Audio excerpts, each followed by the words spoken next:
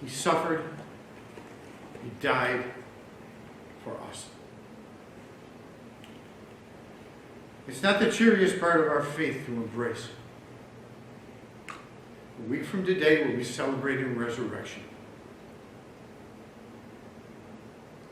We don't rise from the dead without dying. He suffered and died for us. But he lived for us. And he promised to be with us always. Formally, we call this day Palm Sunday of the Passion of the Lord. Don't forget about Palm Sunday. That crazy day. I picture Jesus on that donkey, and I think from our perspective, we'd all kind of giggle. Look at that guy on that dinky donkey. What's he doing? But nobody laughed. They were ecstatic. They'd heard the stories. His followers, close disciples, more distant disciples, cheering, honoring him. Amazing. Now the passage that we would have done before the liturgy today is from Matthew. In Luke's account, at the end of all this cheering and exultation, some Pharisees come to Jesus and say, tell him to be quiet. You know, as if to say, this is just out of order. It's horrible. But Jesus says to them, well, if they keep quiet, the very stones will shout out.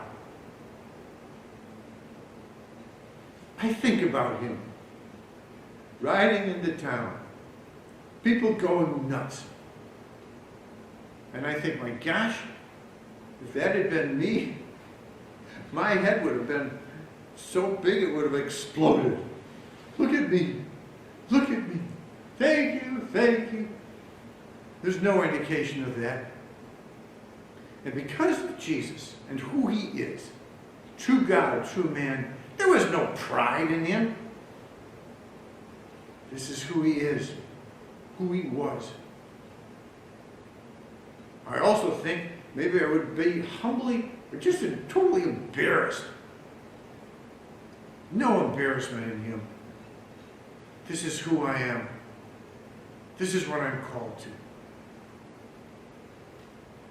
I often seem to think that right after Palm Sunday, we move right into Holy Thursday. But even in our own week, you know, some days go by. In the Gospel according to Matthew, the account of Palm Sunday is chapter 21. Well, chapter 21 continues. There are 4 more chapters before the Last Supper. They include the parable of the prodigal son, the Last Judgment. Whatever you did for the least of these, you did for me. All these gifts, all these messages. Jesus kept teaching. And during that time, there's this long account of him taking the Pharisees to task for their hypocrisy. Hypocrisy. You claim one thing and you live something else. Well, it's still Lent. We're still preparing. I always find it a difficult season. I love when it ends because there's something bitter about it. But this is still Lent.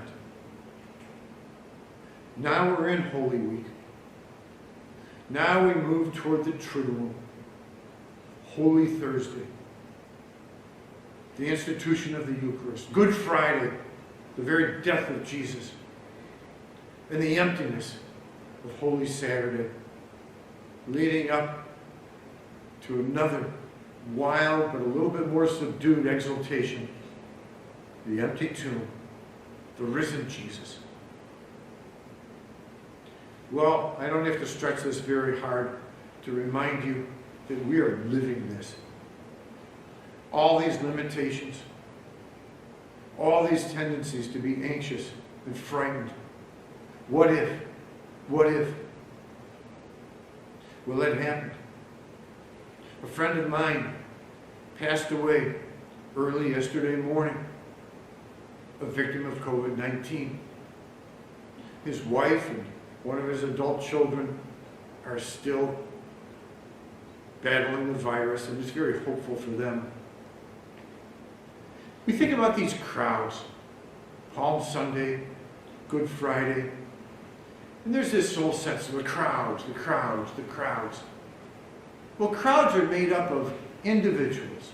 One person, a man, a woman, a kid, an old timer, a teen, you and me, individuals.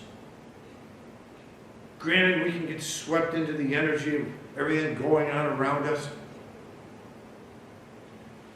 but we are still ourselves, and we make choices.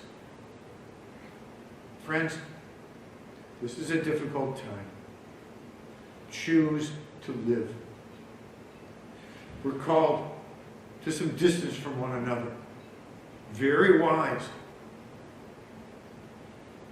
Do that separation, but don't be isolated. We still need one another.